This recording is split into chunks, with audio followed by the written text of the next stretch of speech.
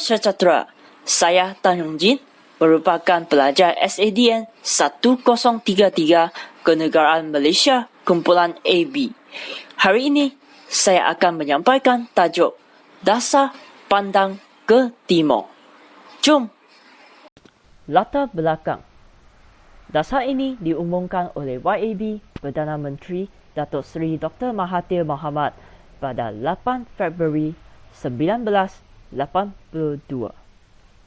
Pihak kerajaan akan membuat pengkajian, penelitian dan pemilihan terhadap contoh-contoh dan teladan yang terbaik dari negara Jepun dan Korea dengan mengubah sesuaikannya dengan keadaan di Malaysia. Rasional. Negara Jepun dan Korea merupakan dua buah negara yang begitu pesat pembangun. Kejayaan kedua-dua negara ini boleh dijadikan contoh dan teladan kepada Malaysia bagi mencapai maklumat pembangunan negara dengan meninggikan prestasi pengurusan dan pembangunan sektor awam dan swasta. Objektif. Terdapat 3 objektif. Yang pertama adalah mencontohi dan menerapkan nilai-nilai etika kerja yang baik dan positif. Yang kedua adalah mempertingkatkan pengetahuan dan kemahiran teknologi. Yang ketiga adalah mempelajari sistem pengurusan dan organisasi negara-negara maju di Timur seperti Jepun dan Korea Selatan yang boleh meningkatkan produktiviti serta menyumbangkan ke arah kemajuan negara Malaysia. Strategi pelaksanaan. Kerajaan telah menyusun strategi dan program bagi meningkatkan kecekapan, kekesanan dan penghasilan kerja yang lebih baik di kalangan pegawai dan kaki tangan. Pegawai-pegawai dan pelajar Malaysia telah dihantar ke Jepun dan Korea untuk mempelajari selok-belok teknikal dan aspek pengurusan di kedua-dua negara tersebut. Program-program yang telah dijalankan. Terdapat 3 program yang telah dijalankan. Yang pertama adalah perubahan struktur. Yang kedua adalah perubahan sikap. Yang ketiga adalah latihan dan kursus. Perubahan struktur.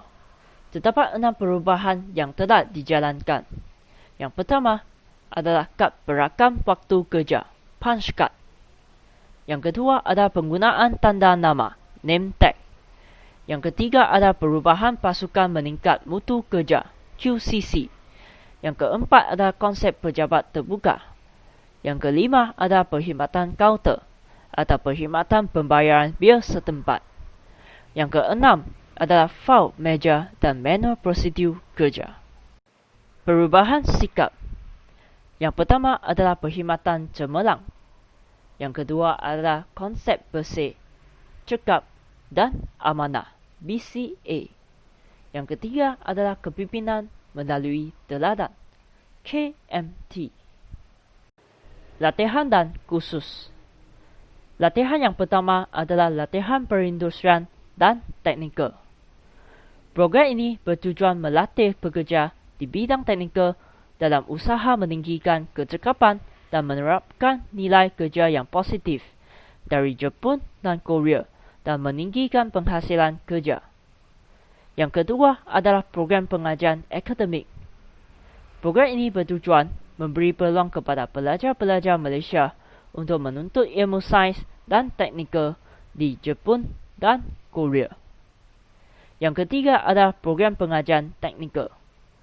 Program ini bertujuan menyediakan peluang latihan teknikal lanjutan kepada pelajar-pelajar lepasan SPVM dan Politeknik. Program yang keempat ialah program kemajuan eksekutif. Program ini bertujuan menyediakan latihan kepada eksekutif-eksekutif dalam mempelajari kaedah pengurusan dan pentadbiran kerajaan dan swasta di Jepun dan Korea. Yang kelima adalah hubungan di antara institusi-institusi. Program ini bertujuan menyalurkan permohonan latihan yang diperlukan oleh Malaysia kepada institusi pengajian tinggi di Jepun dan Korea. Yang terakhir adalah skim latihan pembangunan usahawan. Program ini bertujuan memberi peluang dan pendarahan kepada usahawan-usahawan Bumi Putra terhadap idea baharu dan teknologi luar supaya dapat menggunakan pengetahuan-pengetahuan ini untuk memajukan urus niaga mereka. Tujuan yang kedua adalah memberi peluang kepada usahawan-usahawan Bumi Putra untuk mewujudkan peluang bisnes konteks dengan rakan-rakan perniagaan di Jepun dan Korea Selatan. Kesimpulan, dasar pandang ke timur merupakan satu usaha baik dan positif dari pihak kerajaan Malaysia untuk meningkatkan prestasi pengurusan dan pembangunan di negara ini.